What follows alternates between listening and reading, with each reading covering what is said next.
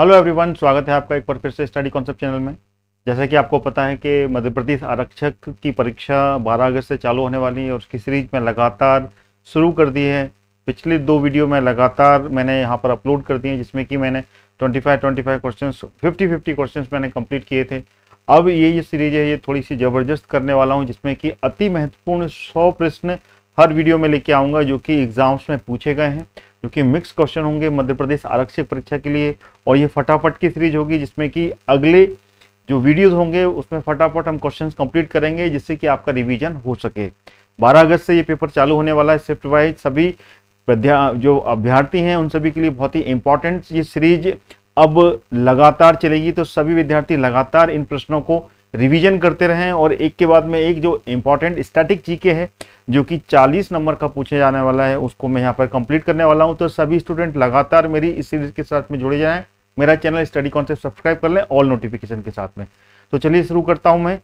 प्रश्न जो कि 100 प्रश्न होंगे, 100 प्रश्न पूरे कंप्लीट आज के इस वीडियो में होंगे, तो वीडियो को लाइक और शेयर करना ना भूलिएगा। साथ ही साथ में मेरे चैनल को सब्सक्राइब कर लें ऑल नोटिफिकेशन के साथ में। तो पहला प्रश्न आपके सामने ये रहा, जो कि आपके सामने यहाँ पर आ गया है। ये आ गया पहला प्रश्न, जिसमें कि एक रेडार जो कि वस्तु के वायुयान, ध्यान दीजिएगा इसमें हिंदी और इंग्लिश दोनों में ही रहेगा यहाँ पर, जिससे कि इंग्लिश मीडियम वाले जो स्टूडेंट हैं उनके लिए भी काफ़ी ज़्यादा इंपॉर्टेंट और काफ़ी ज़्यादा हेल्पफुल रहेगा। तो सभी स्टूडेंट मेरे इस चैनल को लगातार देखते रहें, दोनों में ही बाइलिंगुअल में ये क्वेश्चन सीरीज लेकर आ रहा हूँ। क्वेश्चन आपके सामने है, एक रेडार जो कि शत्रु के वायुयान की उपस्थिति का पता लगाता है, प्रयोग करता है। क्या प्रयोग करता है? 4 ऑप्शन आपके सामने हैं, प्रकाश तरंगे, रेडियो तरंगे, ध्वनि तरंगे या फिर कर्णातीत तरंगे। इंग्लिश में a radar which detected the presence of enemy aircraft uses। तो क्या करता है? Light waves, radio waves, sound waves या फिर जो कोक्लर वेव्स होते हैं वो यूज करता है। तो इसका जो आंसर होगा वो क्या होगा, ये आपको नोट कर लेना है। तो इसका आंसर है B is the correct answer, यानी कि रेडियो तरंगों का यहाँ पर प्रयोग किया जाता है। This is the correct answer. अगला क्वेश्चन आ गया, क्योंकि फटाफट सीरीज है तो इसमें मैं सिर्फ क्वेश्चन और क्वेश्चंस के आंसर पूरी तरीके से यहाँ पर आपको दूंगा। तो पहले अगला क्वेश्चन आ गया, इसका आंसर आप कमेंट में दे सकते हैं। विश्वामित्र पुरस्कार निम्न में से किससे संबंधित है? विज्ञान, साहित्य, खेलकूद या फिर कृषि से संबंधित है। तो इसका जो आंसर होगा वो क्या होगा, ये आपको बताना है। विश्वामित्र पुरस्कार जो कि है खेलकूद से संबंधित, नोट कर लीजिएगा, खेलकूद से संबंधित ये पुरस्कार है। और इस पुरस्कार की जो शुरुआत की गई थी ये 1994 में इसकी शुरुआत की गई थी और खेलकूद में दिया जाने वाला ये पुरस्कार है। अगला क्वेश्चन आ गया, इसमें मैच करना है आपको। इसमें ऑप्शन दिए हुए हैं, सूची 1 और सूची 2 दी हुई है यहाँ पर, जिसमें कि मैच करते हुए आपको ऑप्शंस में आंसर देना है। तो इसका जो आंसर होगा वो क्या होगा, यहाँ पर नोट कर लीजिएगा, जिसमें कि 4 ऑप्शन दिए हुए हैं। ऊष्मा तथा विद्युत का सर्वोत्तम संचालक कौन है?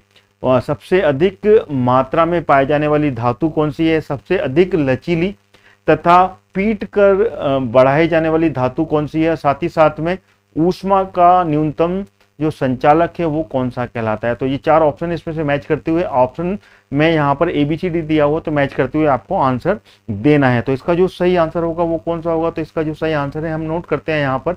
तो इसका आंसर है जैसे कि ऊष्मा तथा विद्युत का सर्वोच्च संचालक या फिर सुचालक कौन सा होता है? तो इसका जो आंसर है ऊष्मा का जो सुचालक वाला आंसर, इसका अगर हम देखा जाए तो क्वेश्चन नंबर 3 का जो आंसर होगा वो है चांदी। ठीक है ना। तो इसका जो आंसर है अगर देखा जाए तो ए ऑप्शन इसका होगा, जो कि चौथा चांदी है। अगर सबसे अधिक मात्रा में पाई जाने वाली धातु कौन सी है तो इसको हम नोट कर सकते हैं। इसका जो सबसे अधिक मात्रा में पाई जाती है पूरे विश्व में वो है एल्यूमिनियम। और सबसे अधिक लचीली तथा पीटकर बढ़ाई जाने वाली धातु कौन सी है तो वो है सोना। सोना जो कि सबसे ज्यादा पीट कर बढ़ाई जाती है, यानी कि उसको ज्यादा सॉफ्ट होती है, तो इसको पीट कर इसको लचीला बनाया जा सकता है और इससे कुछ भी बन सकता है, जैसे कि आभूषण, स्वर्ण आभूषण जो बनते हैं वो इसी से अच्छी कलाकारी में अच्छी योग्यता पूर्वक बनते हैं। तो इसका जो आंसर होगा वो होगा सोना। इसी तरीके से ऊष्मा का न्यूनतम संचालक कौन सा होता है? वो शीशा होता है।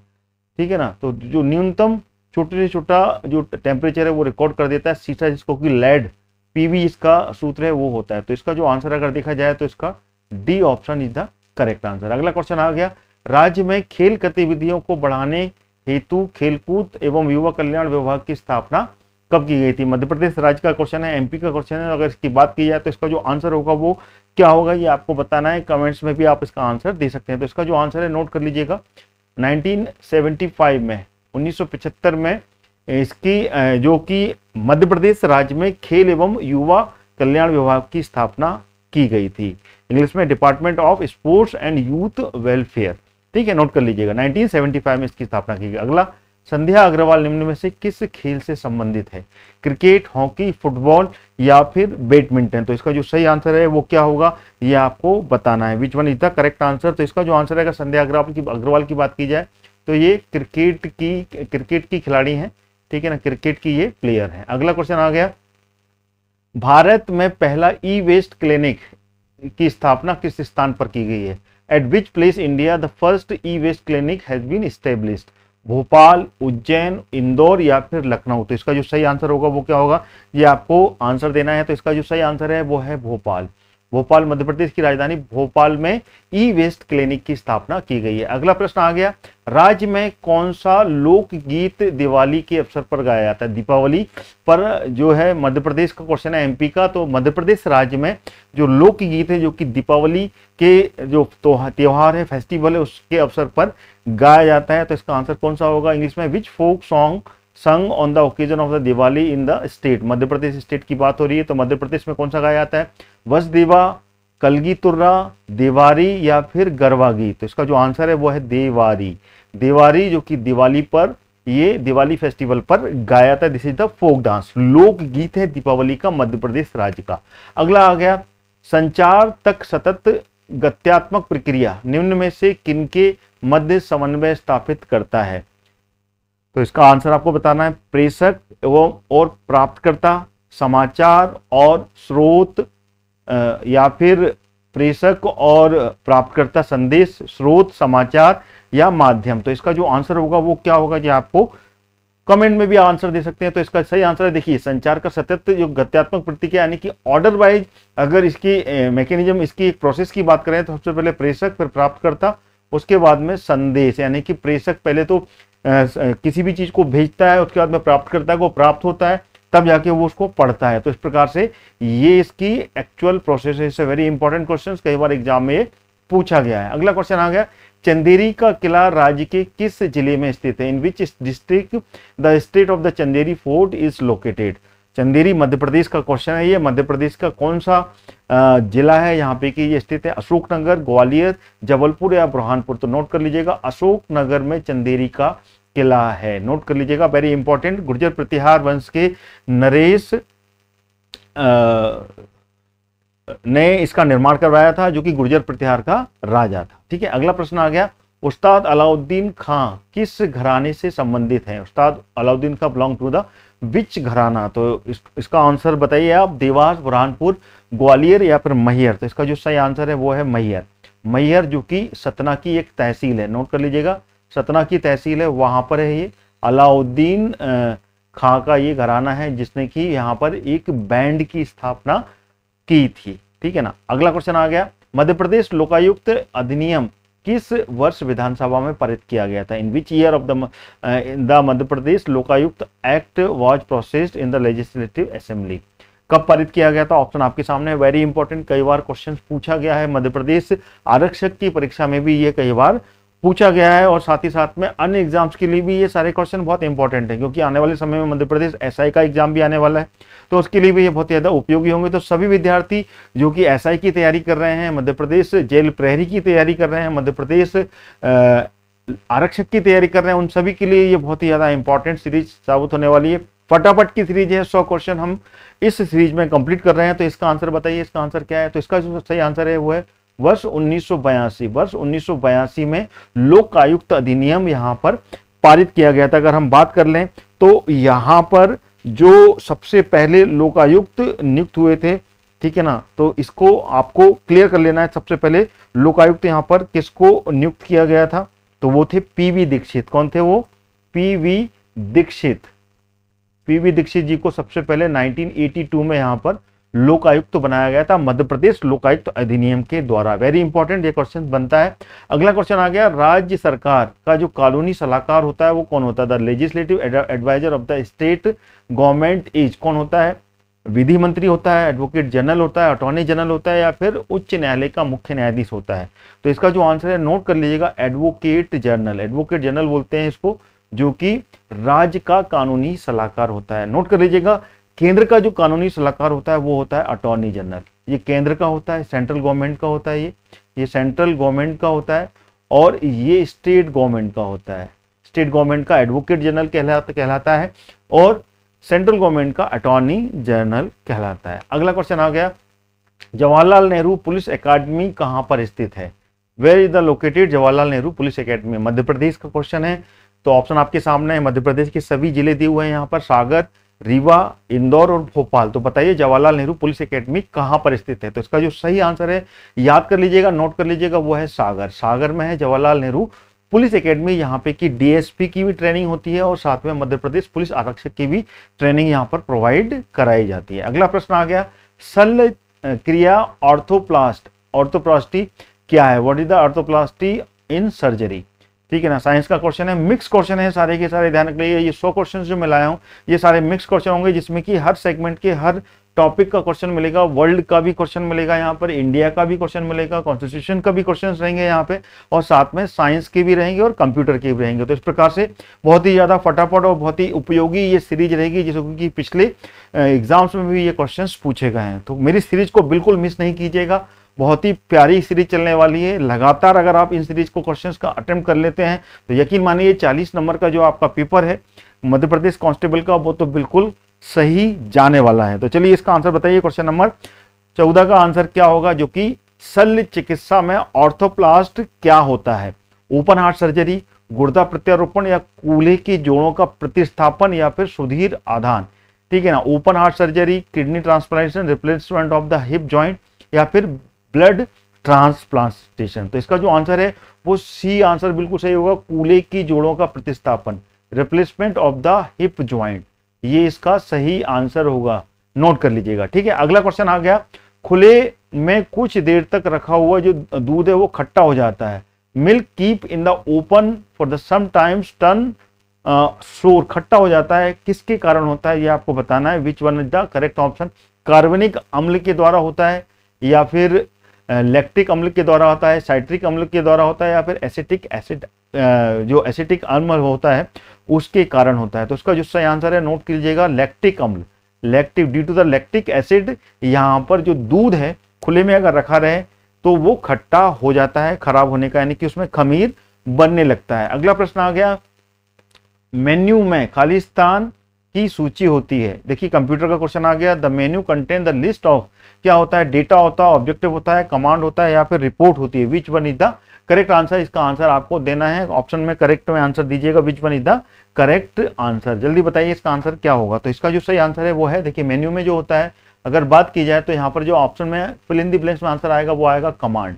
याद कर लीजिएगा, नोट कर लीजिएगा, command is the correct answer. अगला प्रश्न आ गया आपके सामने, निम्नलिखित कथनों पर विचार कीजिए और नीचे दिए गए कोटों में सही उत्तर दीजिए। 4 ऑप्शन दिए हुए हैं, हिस्ट्री से रिलेटेड है। मोहनजोदड़ो, हड़प्पा रोपड़ एवं कालीबंग सिंधु घाटी की सभ्यता का प्रमुख स्थल है। बी ऑप्शन, हड़प्पा के लोगों ने सड़कों तथा नालियों के जाल के साथ में नियोजित शहर का विकास किया था। और सी ऑप्शन जो है वो है, हड़प्पा के लोगों को धातुओं के उपयोग का ज्ञान नहीं था। और डी में जो दिया है वो ए और बी दोनों ही ऑप्शन इसके सही हैं। तो कौन सा आंसर इसमें से सही होगा ये आपको बताना है, विच one is the correct answer. Comment में भी आप आंसर दे सकते हैं, और साथ ही साथ में आप लगातार अगर सीरीज देख रहे हैं तो वीडियो को लाइक और शेयर करते हुए जरूर चलें, जिससे कि अन्य स्टूडेंट भी इस सीरीज से जुड़ के एग्जाम की तैयारी कर सकते हैं। तो बताएं इसका आंसर क्या होगा। तो इसका आंसर जो है बिल्कुल नोट कर लीजिएगा, ए और बी सही है, यानी कि मोहनजोदड़ो, हड़प्पा, रोपड़, कालीबंग सिंधु घाटी सभ्यता के प्रमुख स्थल थे। ठीक है ना, जो कि पश्चिम उत्तर भारत का क्षेत्र था। और हड़प्पा के लोगों को सड़क नालियों की जाल के साथ में नियोजित शहर का विकास किया था, यानी कि ए और बी बिल्कुल सही होंगे। अगला प्रश्न आ गया, कंप्यूटर का है, ईमेल पते के 2 भाग कौन से होते हैं? What are the 2 part of an email address? 4 option आपके सामने हैं, उपयोगकर्ता का नाम और घर का पता, या फिर बी ऑप्शन वैधानिक नाम और फोन नंबर, सी हस्ताक्षर और पासवर्ड, या फिर उपयोगकर्ता का नाम और डोमेन के नाम के साथ में। ईमेल एड्रेस का दो भाग होते हैं। ऑप्शन आपके सामने है, आंसर दीजिए कमेंट में अगर आपको इसका आंसर पता है। विच one is the correct answer? तो इसका जो सही आंसर है वो है उपयोगकर्ता का नाम और डोमेन नेम। ठीक है ना, user name and domain name आपको मालूम होना चाहिए। सबसे पहले तो यूजर नेम आता है @ के साथ में, फिर उसके बाद में यहाँ पर जो डोमेन है domain.com यानी कि जो साइट का नाम है वो जुड़ा होता है। तो जैसे कि abc@xyz.com जो होता है, this is the email address. दो भाग होते हैं, एड्रेस @ के साथ में, वो दोनों यहाँ पर जुड़े हुए होते हैं। अगला प्रश्न आ गया, निम्नलिखित में से कौन सी इनपुट डिवाइस है? कंप्यूटर का क्वेश्चन है ये। विच one of the following is the input device? Keyboard, scanner, mouse, या फिर ये सभी? चार ऑप्शन आपके सामने हैं। तो विच one is the input device की बात हो रही है, तो यहाँ पर अगर इनपुट डिवाइस की बात कर लें तो वो आंसर होगा बिल्कुल सही डी ऑप्शन, क्योंकि इसमें सारे के सारे जो ऑप्शन दे रहे हैं वो पूरे इनपुट डिवाइस ही हैं। कीबोर्ड से भी इनपुट होता है, स्कैनर से भी। आप किसी भी किसी फोटोग्राफ, किसी पिक्चर का स्कैन करते हैं तो वो भी एक इनपुट डिवाइस है, और माउस से भी यहाँ पर इनपुट होता है। उसके अलावा अन्य डिवाइस भी बात कर सकते हैं, तो यहाँ पर जो लाइट पेन होता है, लाइट पेन भी एक इनपुट डिवाइस है, और साथ में जॉयस्टिक जो होता है, this is also the input device. तो ये दोनों पॉइंट भी आप नोट कर लीजिएगा। अगला प्रश्न आ गया, निम्नलिखित में से कौन एक बौद्ध ग्रंथ 16 महाजनपद का उल्लेख करता है? विच one of the following Buddhist text mention the 16 mahajanapadas? तो यहाँ पर आगुंतर निकाय, मध्यम निकाय, खुद्दक निकाय और दीघ निकाय, ये चार निकायों के बारे में दिया है जो कि बौद्ध ग्रंथ हैं। तो इन बौद्ध ग्रंथों में से कौन सा ऑप्शन सही होगा, जो आपको ऑप्शन में बताना है। तो आप इसका कमेंट में भी आंसर दे सकते हैं। तो इसका जो आंसर है बिल्कुल नोट कर लीजिएगा, आगुंतर निकाय। आगुंतर निकाय जो है, इसमें महाजनपदों के बारे में उल्लेख है। महाजनपद बात करें तो 600 BC के समय में जो 16 महाजनपद थे, वो 16 महाजनपदों का यहाँ पर जानकारी मिलती है। ठीक है, चलिए नोट कर लीजिएगा, वह बहुत इंपॉर्टेंट क्वेश्चन है। कई बार क्वेश्चन ऐसे बिल्कुल बने हैं, और ये पिछले एग्जाम में पूछे गए क्वेश्चन ही हैं, जो कि मध्य प्रदेश आरक्षक, जेल प्रहरी और मध्य प्रदेश SI में ये क्वेश्चंस बिल्कुल आए हुए हैं। अगला प्रश्न आ गया, सिकंदर के हमले के समय उत्तर भारत में निम्नलिखित राज्यों में से किस एक का शासन था? जब सिकंदर का हमला हुआ था, सिकंदर जो कि पश्चिम भारत से प्रवेश किया था आक्रमण में, तो इसमें से कौन सा वंश था जो कि उस समय सिकंदर के समकालीन था, जब सिकंदर ने भारत पर हमला किया था? Which one of the following dynasties ruled north India at the time of Alexander attack? Nanda, Maurya, Shunga या फिर कंडव? तो इसका जो आंसर होगा वो कौन सा होगा? अगर बात की जाए तो सिकंदर के समकालीन जब सिकंदर ने हमला किया था तो नंद वंश का राज था, नंद डायनेस्टी का राज था, और नंद का धनानंद का यहाँ पर राज था। धनानंद यहाँ पर शासन करता था, नंद डायनेस्टी का। नोट कर लीजिएगा। और सिकंदर ने यहाँ पर कब अटैक किया था? तो नोट कर लीजिएगा, 326 BC, 326 BC में भारत पर अटैक किया था। ठीक है, अगला प्रश्न आ गया, वर्ष 1919 में भारत सरकार अधिनियम ने 3 ऑप्शन दिए हुए यहाँ पर। केंद्र में द्विसदनीय विधानमंडल स्थगित किया था, प्रांतीय कार्यकारिणी में द्विसदन शासन आरंभ किया था, या फिर तीसरा भारत में संघ शासन प्रणाली का आरंभ किया था। तो नीचे कूट जो दिए हैं, इसमें आपको आंसर देना है the government of India act of the year 1990। 3 option है आपके, तो यहाँ पर आपको कौन सा ऑप्शन सही दिख रहा है, आप कमेंट में भी आंसर दे सकते हैं। तो इसका जो सही उत्तर होगा वो क्या होगा, ये आपको बताना है। देखिए, यहाँ पर बात की जाए तो 1919 में यहाँ पर जो ड्यूअल गवर्न पॉलिसी थी, अगर बात की जाए तो केंद्र में द्विसदनीय विधानमंडल है, उसको स्थगित करते हुए यहाँ पर प्रांतीय कार्यकारिणी का जो है उसकी शुरुआत की थी। यानी कि ये भी सही है, पहला वाला, और दूसरा वाला भी सही है। ठीक है ना, यानी कि यहाँ पर जो bicameral legislative at the centre was adjourn, यानी कि इसका स्थगन किया गया था, और introduce dyarchy in the provincial executive, जो प्रोविजनल एग्जीक्यूटिव थे वहां पर यहाँ पर द्विशासन यानी कि संघीय शासन प्रणाली की भी शुरुआत की थी। तो इसका जो आंसर है वो क्या है, वो है 1 और 2। ये किस समय हुई थी? इस समय भारत का जो वायसराय था वो कौन था? तो नोट कर लीजिएगा, तो वो था चेम्सफोर्ड। सॉरी, चेम्सफोर्ड, चेम्सफोर्ड था।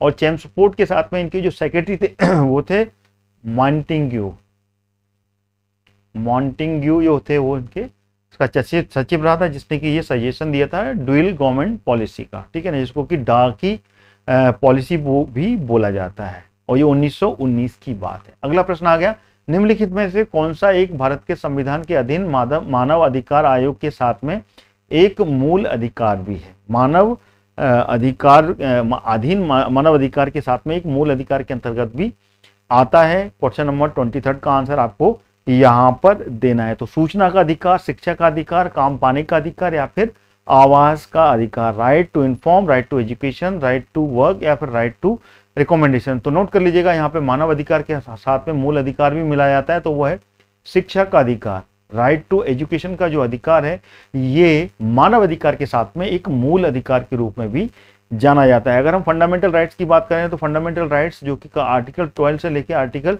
35 के अंतर्गत आते हैं, जो कि पार्ट 3 का हिस्सा है, पार्ट 3 के अंतर्गत आते हैं, जिसमें कि ये फंडामेंटल राइट्स हैं। अगला क्वेश्चन आ गया, क्वेश्चन नंबर 24 से 16 मई 1946 को कैबिनेट मिशन की योजना के बारे में कौन सा कथन सही थे या फिर था? दो ऑप्शन आपके सामने दिए हैं, तो बताना इसमें से कौन कौन से सही होंगे। संघ में ब्रिटिश, भारतीय तथा राज्य के प्रतिनिधियों में से निर्मित कार्यपालिका और विधानमंडल होना चाहिए। दूसरा, प्रांत को नगर पालिका और विधानमंडल के साथ समूह बनाने की स्वतंत्रता होनी चाहिए एवं प्रत्येक समूह द्वारा साझे तौर पर जो सब्जेक्ट है लेजिस्लेचर, ठीक है ना, टेम्परेरी सब्जेक्ट पर शेयर बाय द ग्रुप में भी फिक्स्ड होनी चाहिए। तो इसका जो आंसर होगा वो कौन सा होगा? क्वेश्चन नंबर 24 का आपको आंसर देना है। तो यहाँ पे 16 मई जो कैबिनेट मिशन आया था 1946 में, उस समय ये बात की गई थी। तो इसमें से जो आंसर है वो दोनों ही सही है, यानी कि पहला और दूसरा दोनों ही ऑप्शन यहाँ पर सही होंगे। हालांकि ये बाद में कैबिनेट मिशन वापस हो गया था, फेल हो गया था। देन उसके बाद में जब बात की जाए तो सितंबर में पहली कैबिनेट मिशन संविधान सभा की बैठक हुई थी, तब जाके संविधान का निर्माण कार्य प्रारंभ हुआ था। लेकिन ये काम भी 46 में हो गया था। इस कैबिनेट मिशन का ही प्लान था, उस प्लान के अकॉर्डिंग चलते ही आगे बढ़ाया गया था, लेकिन ये कैबिनेट मिशन मई में फेल हो गया था। अगला प्रश्न आ गया, भारत का राष्ट्रपति आपातकाल की घोषणा किस आधार पर करता है? President of India, proclamations of emergency. चार ऑप्शन आपके सामने, प्रधानमंत्री की सलाह पर कर सकता है, मंत्रिपरिषद की सलाह पर कर सकता है, अपने विवेक के आधार पर कर सकता है, या तब कर सकता है जब ऐसी घोषणा करने के लिए संघ के मंत्रिमंडल का निर्णय उसे लिखित रूप में संसूचित किया गया हो। तो क्वेश्चन नंबर 25 का आंसर क्या होगा? तो देखिए यहाँ पर आपातकाल की बात की जाए तो आपातकाल कौन से आर्टिकल में आता है ये आप नोट कर लें, राष्ट्रपति शासन, ठीक है ना। आपातकाल यानी कि इमरजेंसी, इमरजेंसी की बात की जाए तो इमरजेंसी 352 में दिया गया है, 356 में दिया गया है और 360 में, ये अलग अलग है। ये आपातकाल के बारे में बात करता है, जो कि राष्ट्रीय आपातकाल होता है आर्टिकल 52। आर्टिकल 52 जो कि राज्य के आपातकाल यानी कि राज्य में राष्ट्रपति शासन लगाने की बात करता है। और आर्टिकल 360 की बात करते हैं तो ये आर्थिक आपातकाल, जो कि इकोनॉमिकल इमरजेंसी जो होती है आर्थिक आपातकाल के लिए आर्टिकल 360 है। तो इसमें बात की जाए तो इसमें डी ऑप्शन बिल्कुल सही होगा, D option. When the decision of the union cabinet to make a such a proclamations has been communicated to him in return, यानी कि जो लिखित में अगर मंत्रिमंडल इसकी सूचना देता है तब भारत का राष्ट्रपति यहाँ पर आपातकाल लगाता है, और यह आपातकाल आर्टिकल 352 में दिया हुआ है, नोट कर लीजिएगा।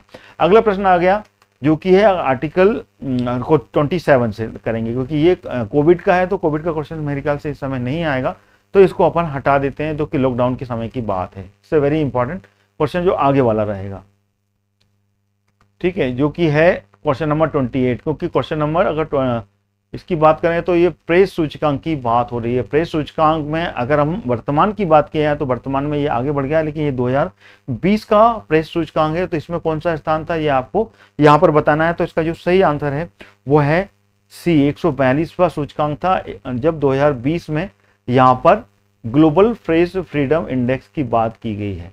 142वां था, यहाँ पर प्रेस फ्रीडम की बात है। अगला आ गया, भारतीय रिजर्व बैंक के द्वारा जारी मनी ऐप किससे संबंधित है? जो मनी ऐप है वो किससे संबंधित है? दृष्टि बाधित लोगों से, नकली नोट से, डिजिटल भुगतान से, या उपरोक्त में से कोई नहीं।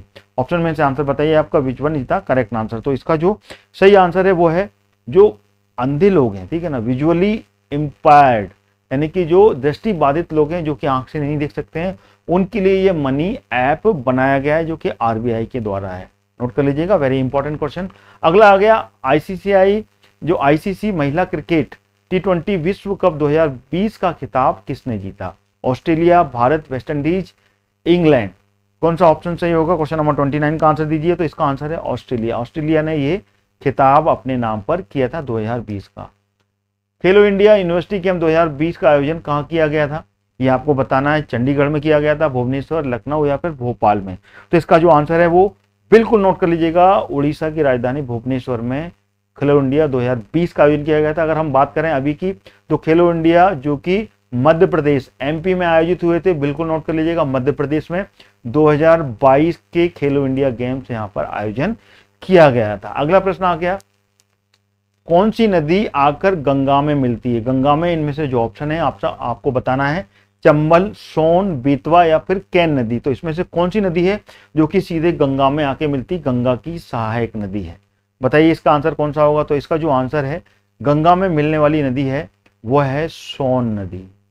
सोन नदी जो कि गंगा में आके मिलती है, और ये कहाँ मिलती है? ये मिलती है बिहार में। बिहार में जो पटना है, पटना के निकट में आकर सोन नदी गंगा में आके मिलती है। बाकी की जो अन्य नदी की बात कर लें तो अन्य नदी जो है वो जैसे कि चंबल नदी है। अगर चंबल नदी की बात की जाए तो चंबल नदी जो कि यमुना की सहायक नदी है। बेतवा नदी, ये भी अगर बेतवा नदी की बात की जाए तो बेतवा नदी भी ये किसकी नदी की है? ये यमुना की सहायक नदी है। और कैन नदी ये भी यमुना की सहायक नदी है। बाकी एक ही है जो कि सोन नदी है, जो कि गंगा की सहायक नदी, गंगा में आके मिलती है, जो कि मध्य प्रदेश की। ये चारों नदियां जो बात की जाए तो ये चारों नदियां मध्य प्रदेश की ही नदियां हैं। अगला प्रश्न आ गया, मध्य प्रदेश सरकार के द्वारा सम्मान निधि के अंतर्गत पूर्व खिलाड़ी को कितने रुपए की जो प्रति माह राशि प्रदान की जाती है? बताइए इसका आंसर कौन सा होगा? क्वेश्चन नंबर 32 का आंसर बताना है। 5,000, 7,000, 8,000 या फिर 10,000। किसके? पूर्व खिलाड़ी की बात कर रहे हैं जो कि पहले खिलाड़ी रहे हैं और अभी क्या है, यहाँ पर हर माह यहाँ पर ये पेंशन की व्यवस्था की गई है। तो ये कौन सी है? जो सम्मान निधि के रूप में जानी जाती है। तो इसका जो आंसर है वो है 5,000 रुपये। हर माह 5,000 रुपये की राशि यहाँ पर पूर्व खिलाड़ियों को दी जाती है मध्य प्रदेश सरकार के द्वारा। मध्य प्रदेश सरकार, अगला क्वेश्चन आ गया, नोट कर लीजिए। मध्य प्रदेश सरकार के द्वारा लाइफ टाइम अचीवमेंट अवार्ड किस खिलाड़ी के नाम पर दिया जाता है? जो लाइफ टाइम अचीवमेंट है वो किस खिलाड़ी के नाम पर है, कि कौन सा प्लेयर है जिसके नाम पर ये दिया जाता है? Which name in the lifetime achievement award given by the government of Madhya Pradesh? Major Dhyan Chand, Roop Singh, Shankar Lakshman या फिर सैयद मुश्ताक अली। तो इसका याद कर लीजिए नोट आंसर, मेजर ध्यानचंद के नाम पर ये लाइफ टाइम अचीवमेंट अवार्ड दिया जाता है। अगला क्वेश्चन आ गया, प्रवास जोशी पुरस्कार किस खेल में योगदान हेतु दिया जाता है? अभी हाल ही में शुरू किया गया था ये, और लेटेस्ट पुरस्कार है मध्य प्रदेश सरकार का। क्रिकेट, एथलेटिक्स, मलखम या हॉकी? तो इसका आंसर है मलखम। मलखम में 2013 में इसकी शुरुआत की गई थी। प्रभास जोशी जो कि एक पत्रकार थे, उनके नाम पर इसकी शुरुआत की गई थी मलखम की। और मलखम की अगर एकेडमी की बात करें यहाँ पे कि इसका प्रशिक्षण, इसकी ट्रेनिंग दी जाती है, वो एकेडमी कहाँ पर है? तो उसको भी नोट कर लीजिएगा, वो है उज्जैन में। उज्जैन में इसकी एकेडमी है। अगला प्रश्न आ गया, निम्नलिखित में से कौन सा कंप्यूटर हार्डवेयर नहीं है? इसमें से कौन सा है जो कि कंप्यूटर हार्डवेयर नहीं कहलाता है? माउस, मॉनिटर, प्रिंटर या एक्सेल? चार ऑप्शन आपके सामने दिए हैं, तो कौन सा ऑप्शन इसमें से सही होगा? तो नोट कर लीजिएगा, एक्सेल जो है ये हार्डवेयर नहीं है, दिस इज द सॉफ्टवेयर। ये एक सॉफ्टवेयर है जो कि MS ऑफिस का एक पार्ट है। ठीक है, चलिए अगला प्रश्न आ गया, लक्ष्मी रोबोट के संदर्भ में निम्नलिखित कथनों में से कौन सा सही नहीं है?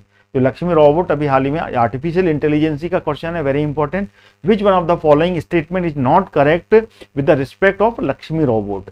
ये भारत का पहला बैंकिंग रोबोट है, ये कुमकुम भारत स्टेट बैंक ने लॉन्च किया गया था। इसमें से सही नहीं है ये बताना है हमने, विच वन इज द रॉन्ग, ठीक है ना। इससे शेष राशि, जमा राशि, फिक्स डिपॉजिट, भुगतान जैसे प्रश्नों का उत्तर देने में सक्षम है। ये 3 हो गए। चौथा क्या है, ये आर्टिफिशियल इंटेलिजेंसी पर आधारित है। तो क्वेश्चन नंबर 36 का आंसर आपको देना है कि इसमें से कौन सा आंसर यहाँ पर गलत है। तो इसका जो आंसर है वो है, देखो यहाँ पे लिखा हुआ है कुंभकोणम स्थित भारतीय स्टेट बैंक ने लॉन्च किया था, ये गलत है। इसका answer B is the wrong answer. Actually ये स्टेट बैंक का नहीं था, ये यूनियन बैंक का था, union bank of India, UBI के द्वारा ये लॉन्च किया गया था। बाकी के तीनों ऑप्शन इसके सही है, यानी कि इसका बी ऑप्शन गलत है, बाकी के तीनों ऑप्शन इसके सही होंगे। अगला प्रश्न आ गया, आर्टिफिशियल इंटेलिजेंसी का पता किसे कहा जाता है, father, who is called the father of the artificial intelligence. Very important question, हर एग्जाम में ये क्वेश्चन कहीं ना कहीं से पूछ लिया जाता है, कभी 1 वर्ष में तो कभी 2 वर्ष के अंतराल में पूछा जाता है, चाहे वो मध्य प्रदेश आरक्षक हो। एमपीपीएससी में भी ये क्वेश्चंस अभी पिछले वर्ष में ही पूछा गया था, जो कि लास्ट एग्जाम हुआ। आर्टिफिशियल इंटेलिजेंसी का फादर किसको कहा जाता है, तो इसका जो आंसर है बिल्कुल नोट कर लीजिएगा, जॉन मकार्थी। जॉन मकार्थी को आर्टिफिशियल इंटेलिजेंसी का फादर कहा जाता है, ठीक है। अगला प्रश्न आ गया, किस पर्यावरणविद को 1997 में मैग्सेसे पुरस्कार जीता तथा ताजमहल और गंगा की सफाई के लिए उन्हें प्रमुख भूमिका भी निभाई थी। मेधा पाटकर, अनुरुद्धि राय, चंडी प्रसाद भट्ट या फिर महेश चंद्र मेहता। क्वेश्चन नंबर 38 का आंसर दीजिए, which one is the correct answer. तो इसका जो आंसर है बिल्कुल नोट कर लीजिएगा, Mahesh Chandra Mehta is the correct answer, बिल्कुल याद कर लीजिएगा। 1997 में जो इन्वायरमेंटल लिस्ट में ये मैग्सेसे अवार्ड जीतने वाले ये व्यक्ति थे, जो कि यहाँ पर cleaning the Taj Mahal and Ganga, उसके लिए यहाँ पर इनकी प्रमुख भूमिका थी। क्या नाम है, महेश चंद्र मेहता। अगला प्रश्न आ गया, इंटरनेशनल बुकर प्राइज 2020 का पुरस्कार किसे दिया गया। 2020 का who was awarded international Booker prize 2020, Marieke Lucas, Rijneveld, Michelle Obama, Jasvinder Singh विलेन या फिर मोर पेड एडिकूड। तो क्वेश्चन नंबर 39 का आंसर क्या होगा, ये आप आंसर दे सकते हैं। तो मैरी के लुकास रोजनविल्ड, नोट कर लीजिएगा, 2020 का बुकर प्राइज अपने नाम पर किया था। अगला प्रश्न आ गया, सूखे से निपटने के लिए व्यवस्थित शाकाहारी हस्तक्षेप किस पंचवर्षीय सरकारी हस्तक्षेप पंचवर्षीय योजना में शुरू किया गया था, पहला, दूसरा, तीसरा या फिर चौथा। तो इसका जो आंसर होगा वो कौन सा होगा, तो ये होगा सेकंड पंचवर्षीय योजना में इसकी शुरुआत की गई थी। और सेकंड पंचवर्षीय योजना कब हुई थी, 1956 से लेके 61 तक ये सेकंड पंचवर्षीय योजना हुई थी। और इसमें सूखे से निपटने के लिए यहाँ पर हस्तक्षेप यानी कि व्यवस्थित सरकारी यहाँ पर इंटरवेरेंस, गवर्नमेंट इंटरवेरेंस यहाँ पर की डील की गई थी। अगला प्रश्न आ गया, निम्नलिखित में से किसने प्रकाश ऊर्जा रासायनिक ऊर्जा में परिवर्तित होती है, किस में होती है, श्वसन में, किण्वन में, प्रकाश संश्लेषण में या फिर प्रकाश श्वसन में। In which of the following light energy converted into the chemical energy. 4 option आपके सामने है, तो इसका जो आंसर है वो है प्रकाश संश्लेषण, photosynthesis is the correct answer. Question number 42 यहीं पर आ गया है, चुनाव आयोग के कार्यों पर विचार कीजिए। यहाँ पे ऑप्शन दिए हुए हैं, पहला और दूसरा। The consider the function of the election commission. बताइए, 2 ऑप्शन दिए हैं आपके पास में, स्वतंत्र एवं निष्पक्ष चुनाव का अधीक्षण, निर्देशन और संचालन करना। दूसरा, चुनाव लड़ने वाले व्यक्ति तथा राजनीतिक दलों को चुनाव चिन्ह उपलब्ध कराना और राजनीतिक दलों को मान्यता प्रदान करना। तो कौन सा आंसर इसका सही होगा ये आपको बताना है। पहला भी सही हो सकता है, दूसरा भी सही हो सकता है, या फिर दोनों सही हो सकते हैं, या फिर दोनों ही गलत हो सकते हैं। तो इसका जो आंसर है बिल्कुल दोनों ही सही है इसके। देखिए, चुनाव आयोग जो है निष्पक्ष चुनाव भी करवाता है और निर्देशन संचालन भी करता है, और व्यक्तियों को, राजनीतिक दलों को यहाँ पर चुनाव चिन्ह और उनको मान्यता भी प्रदान करता है, यानी कि both are the correct option. Note कर लीजिएगा, 323 से लेके 329 तक ये आर्टिकल हैं जो कि निर्वाचन आयोग के लिए दिए गए हैं, जो कि भाग पार्ट 15 के अंतर्गत आता है। ये भी नोट कर लीजिएगा, इंपॉर्टेंट है। अगला क्वेश्चन आ गया, सम्मिलित करना है, मैच करना है, अनुच्छेद दिए हुए हैं, आर्टिकल और उनके उपबंध दिए हैं। तो कौन से आर्टिकल में क्या प्रोविजन दिया हुआ है, इसकी मैचिंग आपको करते हुए बतानी है। आर्टिकल 315, आर्टिकल 316, 17 एंड 20 दी हुई है। तो आर्टिकल 15, 16, 17 और 20 के बारे में दिया हुआ है। तो यहाँ पर मैच करते हुए ऑप्शन दिए हुए हैं ABCD, उसको मैच करते हुए आंसर देना है। तो फटाफट बता दीजिए इसका आंसर, अगर कमेंट में आपको आता है, क्या आंसर होगा? तो इसका जो आंसर है वो अपन नोट करते हैं।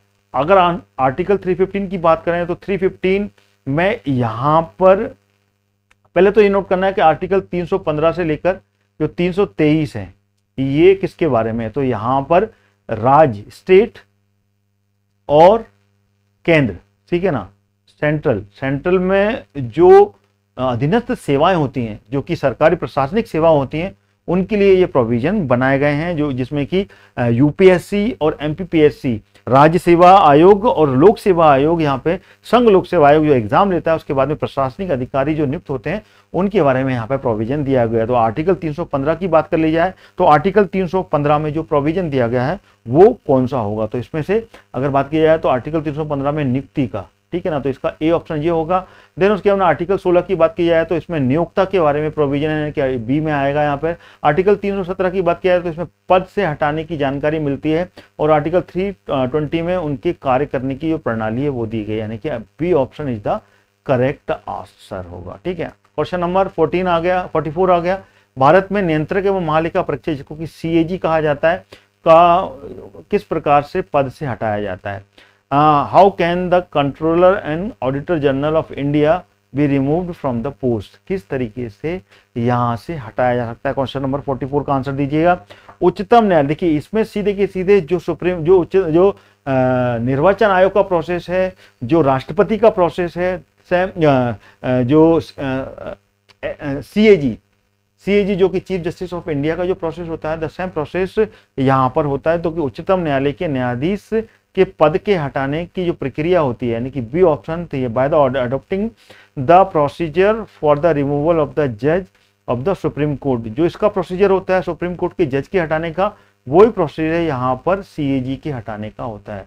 सीएजी की नियुक्ति कौन करता है? तो ये होता है, ये करता है प्रेसिडेंट ऑफ इंडिया, भारत के राष्ट्रपति के द्वारा इसकी नियुक्ति की जाती है। उसका नियुक्ति का जो आर्टिकल है वो भी नोट कर लेगा, आर्टिकल 148। आर्टिकल 148 में सीएजी की नियुक्ति दी गई है, जो कि पार्ट 5 जो कि सबसे बड़ा पार्ट है, जिसमें कि 100 आर्टिकल दिए गए हैं, उसका हिस्सा है सीएजी। और जो कि सीएजी के पूरे आर्टिकल अगर दिया है तो आर्टिकल 148 से लेकर आर्टिकल 151 में सीएजी के बारे में पूरी जानकारी मिलती है।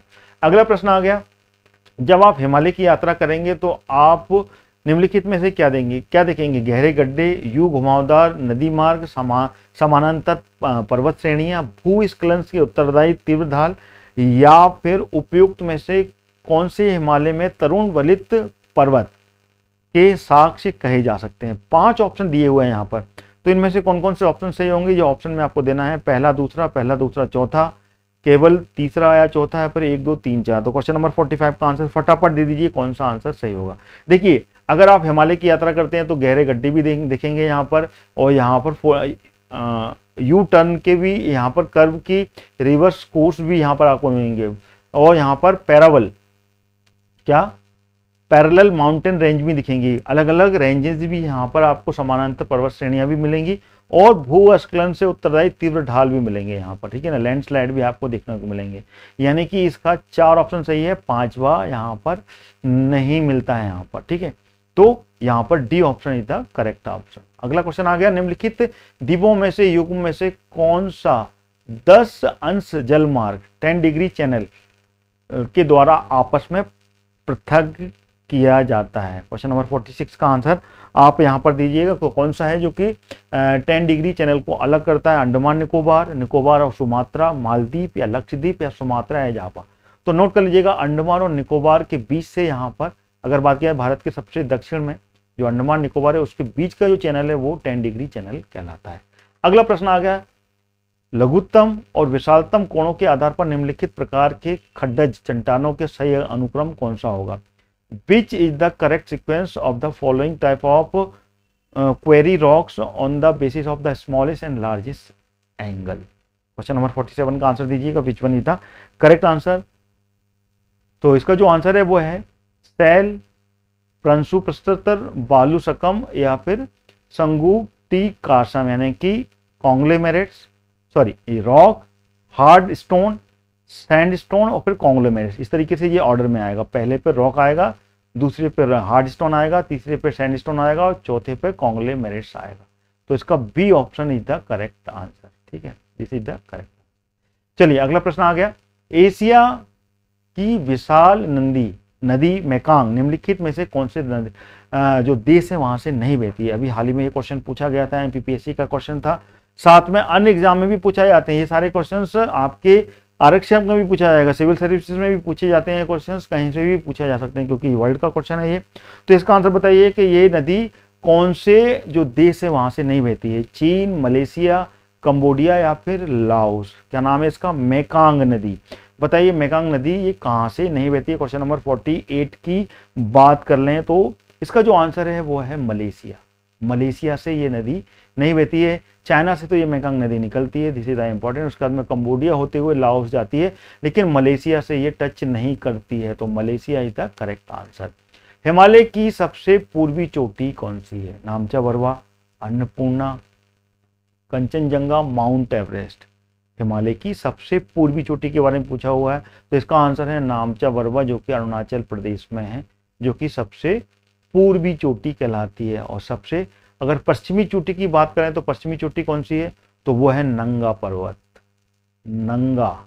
ठीक है ना, नंगा माउंटेन बोलते हैं उसे, नंगा माउंटेन, जो कि कहाँ पर है, अभी वर्तमान में पीओके का हिस्सा है, जो कि भारत का हिस्सा कहलाता है। ठीक है, नंगा पर्वत जो कि सबसे पश्चिमी, ठीक है ना, सबसे वेस्टर्न ये चोटी कहलाती है हिमालय की। अगला प्रश्न आ गया, नीति आयोग का मुख्य उद्देश्य क्या है, main objective of the NITI Aayog.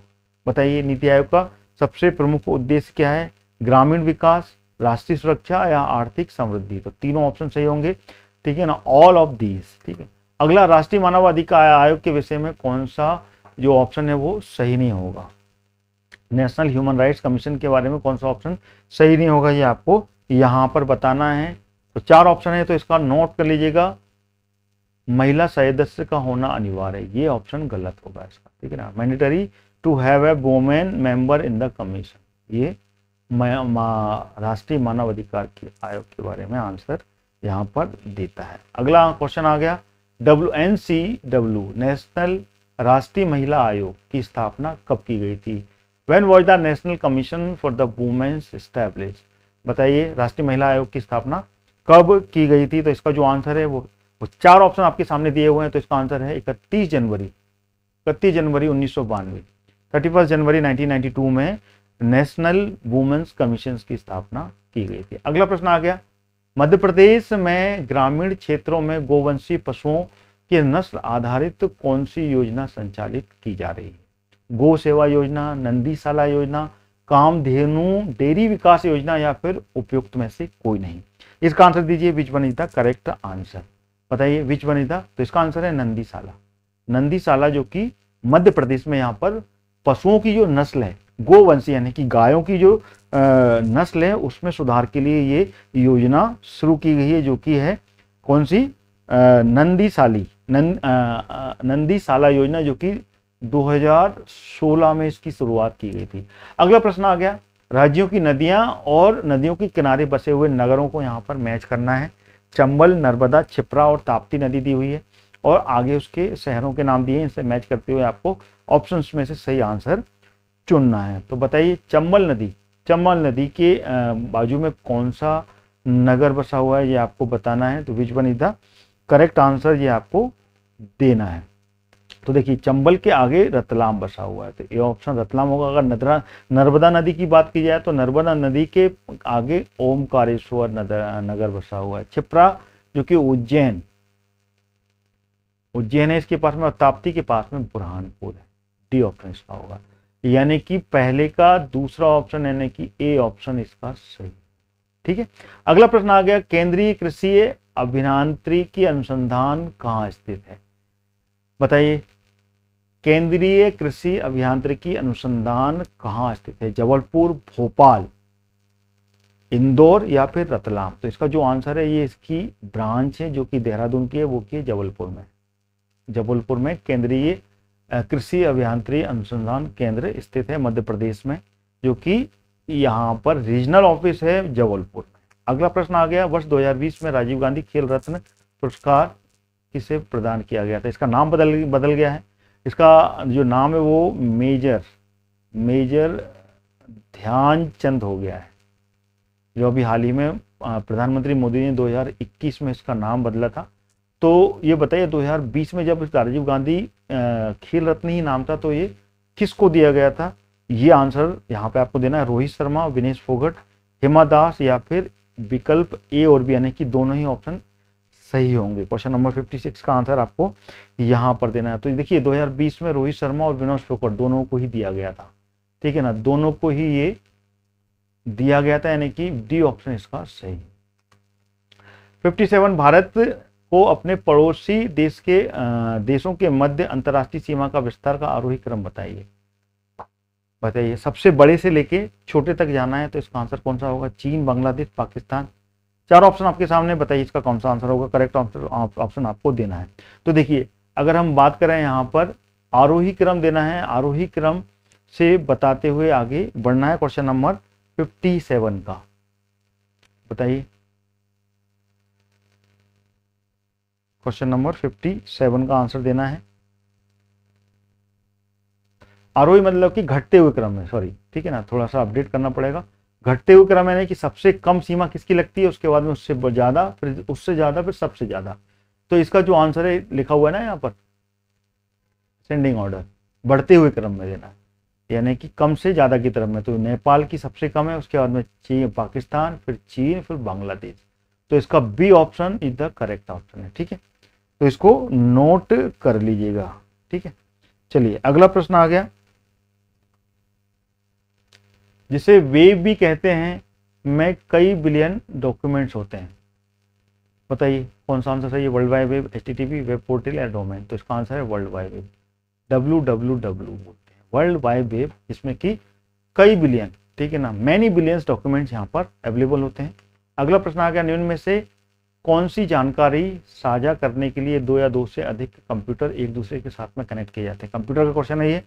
Router, server, client या फिर नेटवर्क? कौन सा आंसर सही होगा? तो इसका आंसर है, देखिए, दो या दो से अधिक कंप्यूटर को कनेक्ट करने के लिए नेटवर्क की जरूरत होती है, तो network is the correct answer. अगला क्वेश्चन, किस प्रकार के ई कॉमर्स कंपनियों के बीच में स्थापित होता है? किस प्रकार का जो ई कॉमर्स है वो कंपनियों के बीच में, दो कंपनियों के बीच में स्थापित किया जाता है? तो इसका जो आंसर है B2B, B2E, C2C या फिर B2C। B2B का मतलब होता है business to business, BUSINESS, business to business, और ये बिजनेस टू एम्प्लॉय, ठीक है ना, ये कंज्यूमर टू कंज्यूमर होता है C2C, और ये बिजनेस टू कंज्यूमर होता है। तो इसका आंसर देखिए, दो कंपनी यानी कि बिजनेस टू बिजनेस हो गया, यानी कि बी ऑप्शन सही होगा इसका, ठीक है।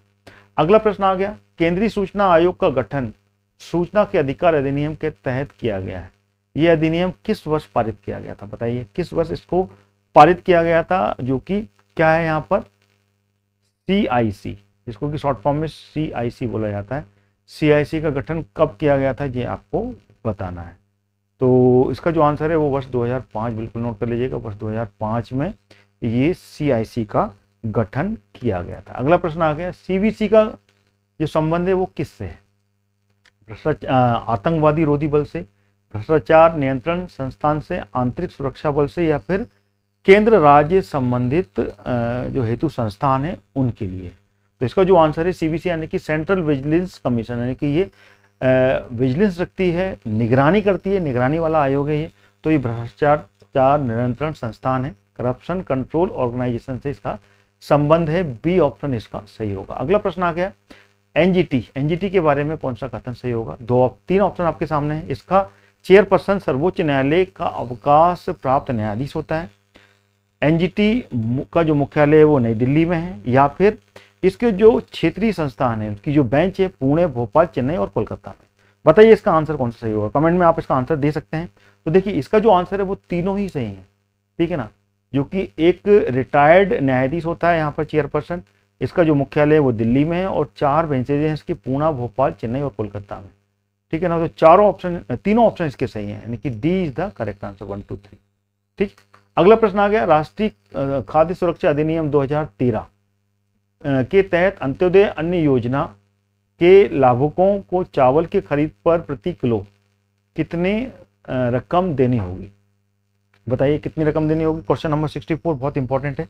तो देखिए इसका जो आंसर है वो है 3 रुपये, 3 रुपये प्रति किलो में यहाँ पर ये यहाँ पर अंत्योदय योजना में लाभुकों को यहाँ पर चावल दिए जाएंगे, ठीक है ना। 2013 से 2013 का अधिनियम जो है, ठीक है ना, जिसे NFSA कहा जाता है।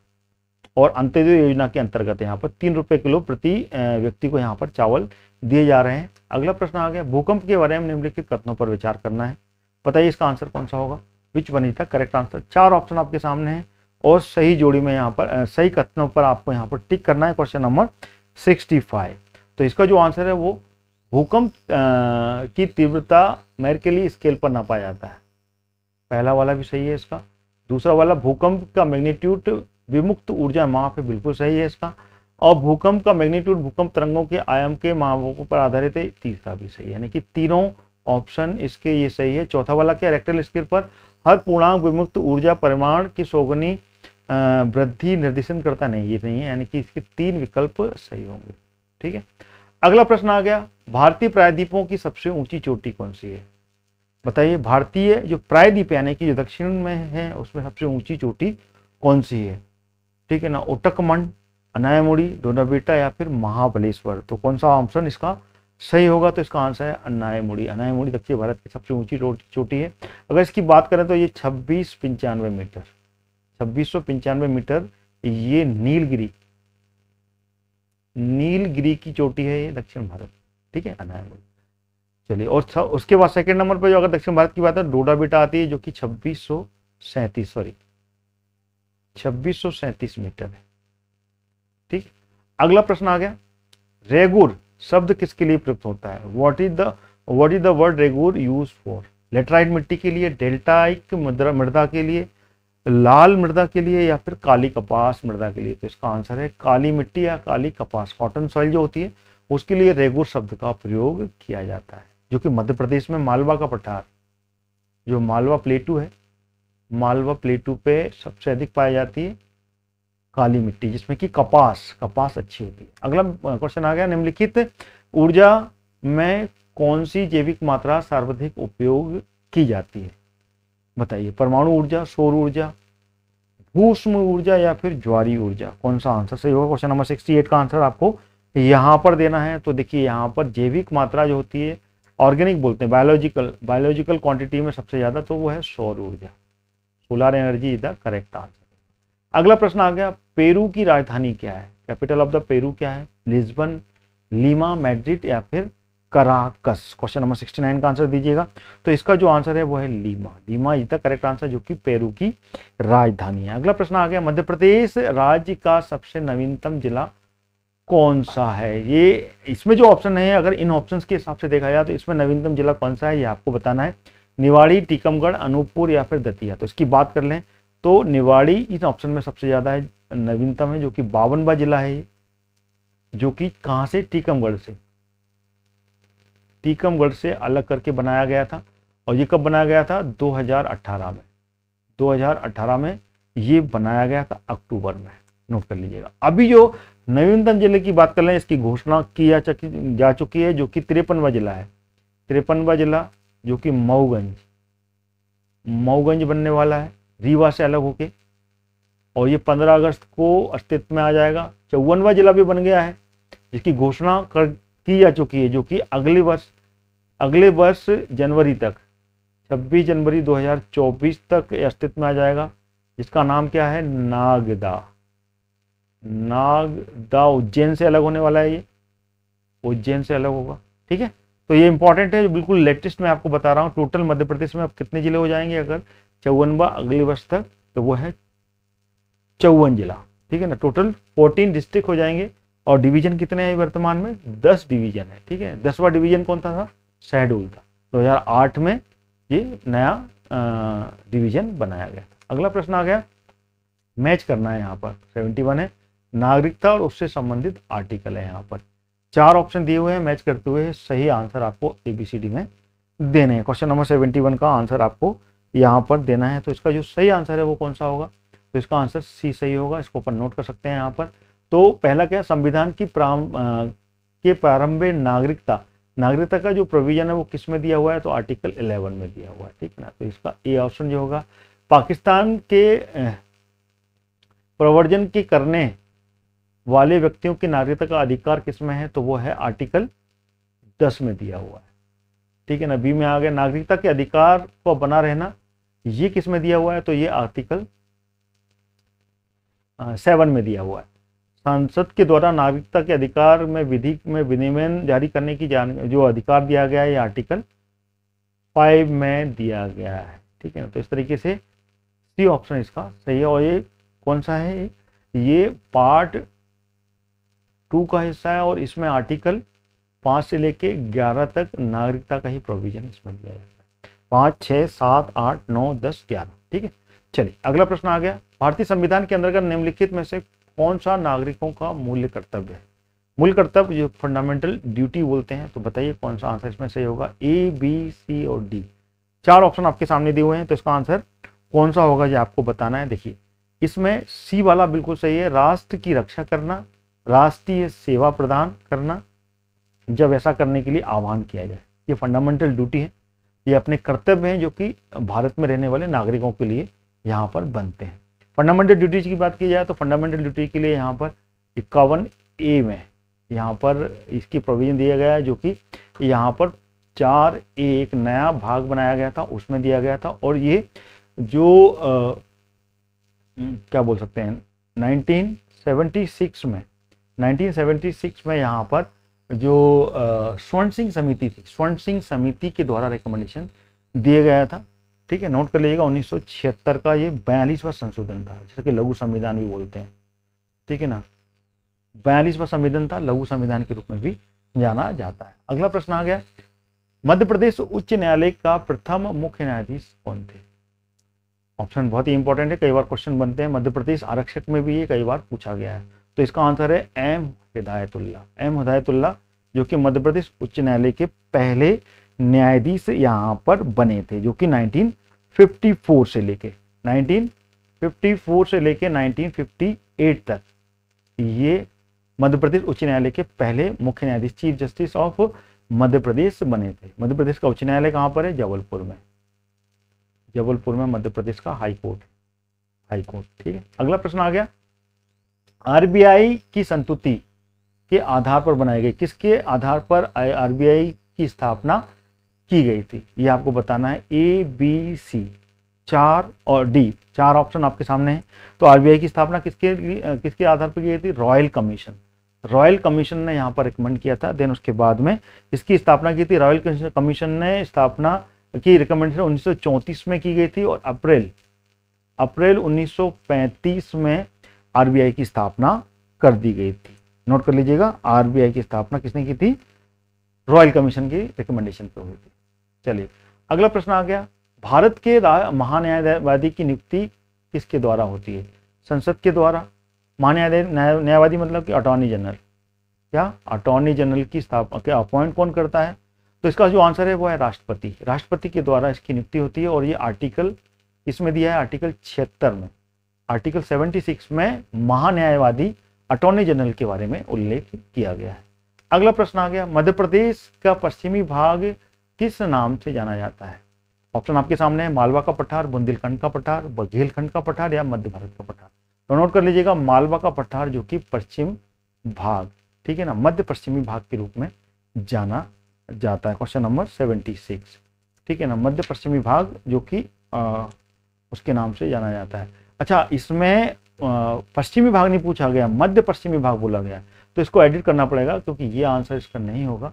पश्चिमी भाग में मालवा प्लेटू कहलाता है, लेकिन अगर मध्य पश्चिमी भाग की बात की है तो मध्य भारत का पठार, ये इसका आंसर होगा। ठीक है, ये पश्चिमी भाग है, वेस्टर्न में मध्य प्रदेश का पश्चिमी भाग कहलाता है, वो मालवा का पठार है।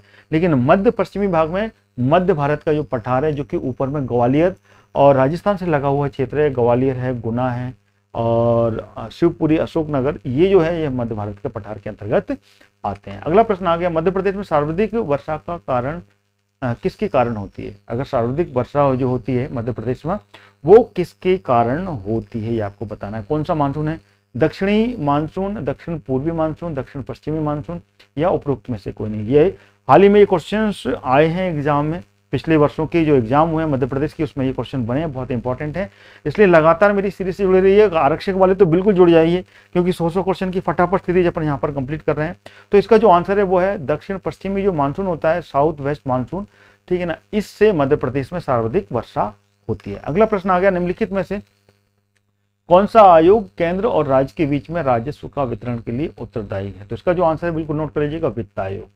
फाइनेंस कमीशन जो है ये राज्य और केंद्र के बीच में जो राजस्व है उसको डिस्ट्रीब्यूशन के लिए उत्तरदायी होता है। अगला प्रश्न आ गया, त्रिस्तरीय पंचायती और नागरिक पालिकाओं के चुनाव करने वाला देश का पहला राज्य कौन सा बना था? उत्तर प्रदेश, मध्य प्रदेश, हिमाचल या राजस्थान? सबसे पहले अगर बात की जाए तो त्रिस्तरीय पंचायती राज की व्यवस्था 73वां, ठीक है ना, 1992 का जो कॉन्स्टिट्यूशन अमेंडमेंट हुआ था, जिसका नाम जो 73वां संशोधन था, उसके द्वारा यहाँ पर चुनाव करवाए गए थे। तो वो राज्य कौन सा था? तो वो था मध्य प्रदेश, ठीक है ना, मध्य प्रदेश था। और ये जो चुनाव हुए थे ये अप्रैल में हुए थे, अप्रैल 1994 में हुए थे। तो सबसे पहले चुनाव करवाने का श्रेय जो जाता है वो मध्य प्रदेश को जाता है। अगला प्रश्न आ गया, मध्य प्रदेश में पुलिस का सबसे बड़ा अधिकारी कौन सा है? Who is the biggest police officer in the Madhya Pradesh? Question number 80 का आपको आंसर देना है। तो इसका जो आंसर है वो है पुलिस महानिदेशक, ठीक है ना, डायरेक्टर जनरल ऑफ पुलिस, ठीक है ना, डीजीपी जिसे बोलते हैं। डीजीपी जो होता है वो सबसे बड़ा पुलिस अधिकारी कहलाता है। अगला प्रश्न आ गया, 2011 की जनगणना के अनुसार मध्य प्रदेश किस जिले की जनसंख्या वृद्धि सबसे कम दर्ज की गई? सबसे कम 2011 में जो सेंसस हुई थी, क्योंकि अभी तो जनगणना नहीं हुई है, जनगणना कोविड के कारण आगे बढ़ा दी गई। 2024 का यहाँ पर आकलन लगाया जा रहा है कि 2024 में इसकी जनगणना पूरी कर ली जाएगी और उसके बाद में ही यहाँ पर नए आंकड़े मिलेंगे। तो 2011 में अगर बात की जाए तो किस जिले की जो जनसंख्या वृद्धि दर है वो सबसे कम दर्ज की गई थी? तो इसका आंसर कौन सा होगा? तो वो है अनूपपुर। अनूपपुर में सबसे कम यहाँ पर जो जनगणना है वो दर्ज की गई थी, सबसे कम, ठीक है ना, जो कि बात कर ली जाए तो सबसे कम है, ठीक है, अनूपपुर में। अगला प्रश्न आ गया, निम्नलिखित में से किस स्थान पर प्राग ऐतिहासिक मनुष्यों के निवास का प्रमाण नहीं मिलता है? बताइए। उज्जैन, प्राग ऐतिहासिक की बात, उज्जैन, रायसेन, सिगनपुर या फिर आदमगढ़? क्वेश्चन नंबर 82 का आंसर दीजिएगा। तो इसका जो आंसर है, जो प्राग ऐतिहासिक काल की बात किया है तो उज्जैन में नहीं मिलता है, जो कि बहुत ही जिसके बारे में अपन साक्ष्य सिर्फ जो जमीनी पोर्ट वगैरह मिलते हैं उससे जानकारी मिलती है। तो प्राग ऐतिहासिक साक्ष्य उज्जैन में नहीं मिले। यहाँ पर जो मिले हैं वो ताम्रपाषाण कालीन, जो कॉपर एरा है ताम्रपाषाण कालीन, उसकी साक्ष्य उज्जैन में मिले हैं, ना कि प्राग ऐतिहासिक। क्वेश्चन नंबर 83, बौद्ध धर्म के प्रचार हेतु सांची स्तूप का निर्माण किस मौर्य शासक के द्वारा करवाया गया था? चंद्रगुप्त मौर्य, अशोक, बिंदुसार या समुद्रगुप्त? तो इसका आंसर है सम्राट अशोक के द्वारा सांची के स्तूप का निर्माण करवाया, ठीक है ना। सांची जो कि रायसेन में है, रायसेन जिले के अंतर्गत आता है। और इसको अगर बात की जाए तो यूनेस्को में कब शामिल किया गया था? अगर बात किया जाए तो 1989 में यूनेस्को ने अपनी विश्व धरोहर में शामिल किया गया था। मध्य प्रदेश के ऐसे 4 या 5, अभी 5वां भी इसमें यहाँ पर अस्थायी रूप से शामिल है, लेकिन 4 को शामिल कर लिया गया जो यूनेस्को की वर्ल्ड हेरिटेज साइट में शामिल है। अगर चौथे की बात की जाए तो चौथा जो कि पन्ना टाइगर रिजर्व का हिस्सा है। अगर तीसरी की बात की जाए तो तीसरा जो है वो है अपना जो क्या नाम है, भीमबेटका, जिसको कि 2003 में शामिल किया गया, ठीक है, भीमबेटका को। अगला प्रश्न आ गया, सल्तनत काल में किस शासक ने मध्य प्रदेश के मांडू, ग्वालियर, मालवा को जीतकर उज्जैन की महाकालेश्वर मंदिर को भी लूटा था? बताइए कौन सा है इसमें? कुतुबुद्दीन ऐबक, अलाउद्दीन खिलजी, इल्तुतमिश या फिर गयासुद्दीन तुगलक? तो नोट कर लीजिएगा, ये है अलाउद्दीन खिलजी, जिसने कि 1231 में यहाँ पर जो कि महाकालेश्वर मंदिर को यहाँ पर लूटा था। क्वेश्चन नंबर 84 का आंसर बिल्कुल नोट कर लीजिएगा। अगर इसकी शासनकाल की बात की जाए तो ये कुतुबुद्दीन ऐबक की मृत्यु के बाद में 1211 से लेकर 1236 तक इसने दिल्ली डायनेस्टी पर राज किया था, दिल्ली का सुल्तान बना था, ठीक है। आगे बढ़ते हैं। 1923 में मध्य प्रदेश के किस जिले में झंडा सत्याग्रह आरंभ किया गया था? झंडा सत्याग्रह बहुत इंपॉर्टेंट है, एग्जाम पूछा जाता है, हिस्ट्री का क्वेश्चन है मध्य प्रदेश का। ग्वालियर, भोपाल, जबलपुर या इंदौर? तो नोट कर लीजिएगा, यह है जबलपुर। जबलपुर से सत्याग्रह की शुरुआत हुई थी और जबलपुर से आगे बढ़ते हुए ये महाराष्ट्र में पहुंची थी, ठीक है ना, और महाराष्ट्र में जाकर ये खत्म हुई थी। और इसका ये शुरुआत जो की थी ये गोविंद जी ने की थी ये इसकी शुरुआत। उसके बाद में भगवान दीन के पास में ये पहुंची थी, क्योंकि इनको अरेस्ट कर लिया गया था यहाँ पर, ठीक है ना, यहाँ पर ये अरेस्ट कर दिया था। उसके बाद में ये महाराष्ट्र में पहुंचते हुए आगे बढ़ी थी, और आखिरी में जाके 15 अगस्त 1924 में सरदार वल्लभ भाई पटेल ने इसको के हाथ में झंडा वंदन करके समाप्ति की तरफ में पहुंचा था। तो आखिरी जो फाइटर रहे थे वो सरदार वल्लभ भाई पटेल रहे थे। शुरुआत गोविंद जी ने की थी। गोविंद जी के बाद में ये खंडवा पहुंच गया था। ये खंडवा पहुंचते हुए ये आगे मालेगांव तक गांव तक पहुंचा था, और खंडवा में यहाँ पर भगवान दीन ने इसको रिप्रेजेंट किया था, ठीक है। आगे बढ़ते हैं। जबलपुर से शुरुआत हुई थी झंडा सत्याग्रह की 1923 में, जिसमें कि झंडा वंदन किया गया था, और वो भी विदेश जो उस समय के अंग्रेजों के जो कार्यालय हुआ करते थे वहां पे जबलपुर में था, वहां पर तिरंगा लहराया था। अगला प्रश्न आ गया, सुरोती नामक चित्रकला राज्य के किस क्षेत्र से संबंधित है? बुंदेलखंड, मालवा, निवाड़ या फिर बघेलखंड? तो इसका जो आंसर है वो कौन सा होगा, जो आपको बताना है। तो सुरोती जो चित्रकला है ये बुंदेलखंड की चित्रकला है। अगला प्रश्न आ गया, मध्य प्रदेश में बुंदेली और बुंदेलखंडी बोली किस स्थान पर बोली जाती है? तो इसका जो आंसर है वो है सागर में बोली जाती है बुंदेली। अगला, किस स्थान पर कौन सा 1857 का विद्रोह का केंद्र नहीं था? महत्वपूर्ण केंद्र कौन सा नहीं था यहाँ पर, ये आपको बताना है क्वेश्चन नंबर 88 का। आगरा, कानपुर, झांसी या लखनऊ? इन विद्रोह की जो कि 1857 का जो फर्स्ट रेवोल्यूशन हुआ था, तो ये आगरा में नहीं हुआ था, कानपुर में हुआ था। कानपुर में जो कि तात्या टोपे नाना साहब के हेल्पफुल थे, और ये कानपुर जो कि डलहौजी के समय में इसको हड़प लिया गया था, तो यहाँ भी हुआ था। झांसी में रानी लक्ष्मीबाई के द्वारा, और लखनऊ में वहाँ के जो मुस्लिम शासिका थी उनके द्वारा यहाँ पर शुरुआत की गई। ठीक, नोट कर लीजिएगा, बहुत इंपॉर्टेंट है ये, ठीक है ना, जिसका नाम था बेगम हजरत महल। लखनऊ में कौन थी? बेगम हजरत महल के द्वारा यहाँ पर ये विद्रोह किया गया था। अगला प्रश्न आ गया, भारत का विभाजन के समय में भारतीय राष्ट्रीय कांग्रेस के अध्यक्ष कौन थे? विभाजन के समय की बात करें तो भारतीय राष्ट्रीय कांग्रेस के जो अध्यक्ष थे कौन थे भारत का जब विभाजन हुआ था? 89 की बात है ये, मतलब 89 क्वेश्चन है, सॉरी 89 की नहीं, 1947 में भारत का विभाजन हुआ था। 1947 में जब अधिवेशन हुआ था उस समय JV कृपलानी जी भारतीय राष्ट्रीय कांग्रेस के अध्यक्ष रहे थे। अगला प्रश्न आ गया, मोहनजोदड़ो का सबसे बड़ा भवन कौन सा है? बताइए सबसे बड़ा भवन कौन सा है? तो इसका जो आंसर है वो है धान्यगार, जिसमें कि अनाज इकट्ठा किया जाता था।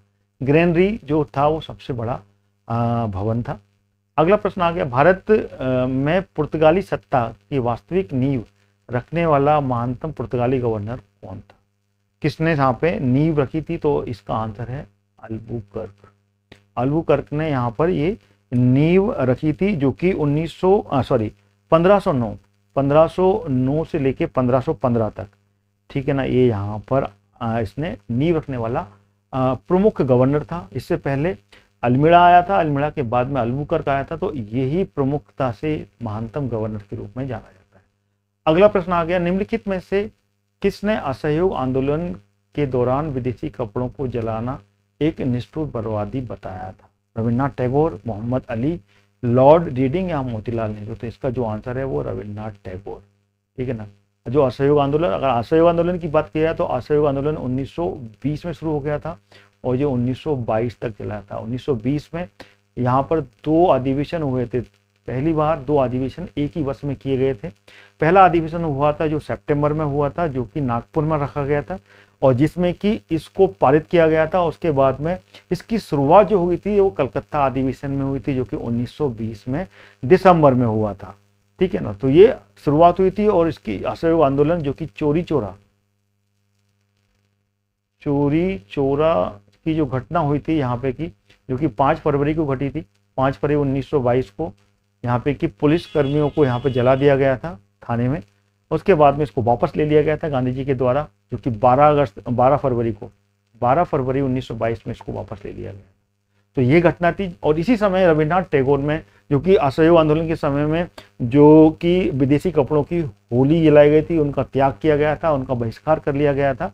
इसमें रविन्द्रनाथ टैगोर ने यहाँ पर निष्ठुर बर्बादी बताया था। अगला प्रश्न आ गया, केंद्रीय सतर्कता आयोग की स्थापना भारत में कब की गई थी? सीबीसी की बात करें, सीबीसी की जो स्थापना है 1964 में की गई थी।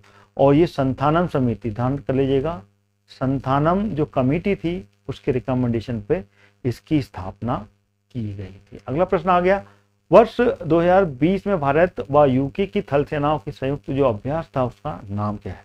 94 क्वेश्चन है, तो इसका आंसर आपको देना। तो इसका आंसर था अजय वेरियर। अजय वेरियर के नाम से ये अभ्यास हुआ था।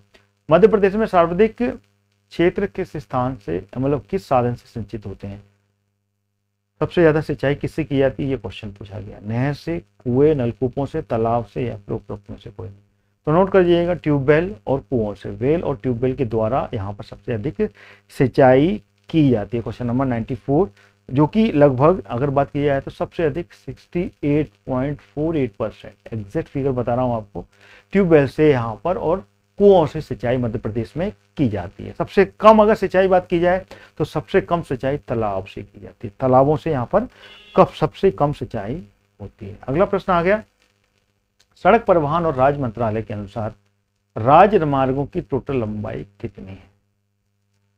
जो राजमार्ग है मध्य प्रदेश की बात की जाए, मध्य प्रदेश की, ये पुराना आंकड़ा है, ये इसकी बात की जाए तो ये जो आंकड़ा है ये 2008 तक का आंकड़ा है। अगर हम बात की जाए वर्तमान में 2018 तक के आंकड़े की बात की जाए तो ये है 13,248 किलोमीटर। ये स्टेट हाईवे है, स्टेट हाईवे की लेंथ है ये अभी वर्तमान में, लेटेस्ट बता रहा हूँ आपको, ये पुराना है। अगर इस पुरानी की बात की जाए तो इसका जो आंसर है वो 8,772 है। अगर ये आंसर पूछा जाए तो ये भी आप बता सकते हैं। और ये 2018 का लेटेस्ट फिगर बता रहा हूँ, 13,248 स्टेट जो हाईवे हैं उसकी लंबाई अभी वर्तमान में हो चुकी है। गडकरी जी के द्वारा इसका फिगर बताया गया है, इसको बिल्कुल नोट कर लीजिएगा, 13,248 किलोमीटर। ठीक है। अगला प्रश्न आ गया, मध्य प्रदेश में गेहूं का सर्वाधिक उत्पादन किस क्षेत्र में होता है? मालवा, बुंदेलखंड, बघेलखंड या फिर मैकल का क्षेत्र? तो इसको नोट कर लीजिएगा, मालवा का जो क्षेत्र है यहाँ पर गेहूं का उत्पादन सबसे अधिक होता है। अगला प्रश्न आ गया, मध्य प्रदेश के ग्वालियर तथा भिंड में भैंस की कौन सी नस्ल पाई जाती है? भैंस की कौन सी नस्ल है जो कि मध्य प्रदेश के ग्वालियर और भिंड में पाई जाती है? तो इसको भी नोट कर लीजिएगा, इसका आंसर है बंधावारी। ठीक है ना, ये जो भैंस की नस्ल है ये पाई जाती है। अगला प्रश्न आ गया, मध्य प्रदेश प्रमुख औद्योगिक केंद्र पालनपुर राज्य के किस जिले में स्थित है? जो पालनपुर है वो किस जिले में स्थित है ये आपको बताना है। तो पालनपुर, जो कि ये पालनपुर नहीं है, ये मालनपुर है, मालनपुर है, गलत लिख गया ये, मालनपुर, मालनपुर है। तो इसका आंसर है भिंड, भिंड में है मालनपुर, जो कि औद्योगिक, केंद्रीय औद्योगिक क्षेत्र कहलाता है ये, जो कि मध्य प्रदेश में टोटल 6 औद्योगिक केंद्र है, उसमें से एक मालनपुर मध्य प्रदेश में। अगला प्रश्न आ गया, 100वां प्रश्न है इस वीडियो का आखिरी प्रश्न, मध्य प्रदेश में सीमेंट उत्पादन का प्रथम फैक्ट्री कौन सी थी? सबसे पहली फैक्ट्री कहाँ स्थापित की गई थी? तो इसका बात कर लें तो यह है बानमोर फैक्ट्री, मुरैना में, मुरैना की एक तहसील है, वहां पर स्थापित की गई थी। और ये ब्रिटिश उपनिवेशिक काल में 1922 से 1923 के बीच में इसकी स्थापना की गई थी। तो ये थे 100 प्रश्न जो कि मैं आपके सामने मध्य प्रदेश के जो आरक्षक परीक्षा है उसके लिए लेके आया हूँ। ये फटाफट सीरीज थी, तो इसी तरीके की सीरीज लगातार चलती रहेगी और मैं 100 प्रश्न की आपके सामने क्वेश्चन लाता रहूंगा जब तक कि ये क्वेश्चन शिफ्ट, क्योंकि इसका जो पेपर है 12 अगस्त से चालू हो जाएगा, तो अपन फटाफट निपटाएंगे। सारे क्वेश्चन की रिवीजन आप करते रहें जिससे कि आप एग्जाम्स में सारे क्वेश्चंस अटेम्प्ट कर पाएंगे, जो कि 40 नंबर का पेपर आने वाला है। 40 नंबर के क्वेश्चंस आपके सामने ये जीएस के आएंगे, तो ये सारे पूरे मिक्स क्वेश्चंस में लेके आ रहा हूँ, फटाफट वाले देखते रहिएगा। तो इस वीडियो को लाइक और शेयर करना ना भूलिएगा, मेरे चैनल को सब्सक्राइब कर लीजिए ऑल नोटिफिकेशन के साथ में। साथ ही साथ में इंपॉर्टेंट फैक्ट्स के सारे वीडियो आपको मेरे प्लेलिस्ट से मिल जाएंगे और साथ में मध्य प्रदेश का पूरा जीके आपको पूरा मिल जाएगा, तो प्लेलिस्ट से जाकर वो भी आप कंप्लीट कर सकते हैं। तो इस वीडियो को मैं यहीं समाप्त करता हूं, अगला वीडियो लेकर फिर हाजिर रहूंगा। जय हिंद, जय भारत।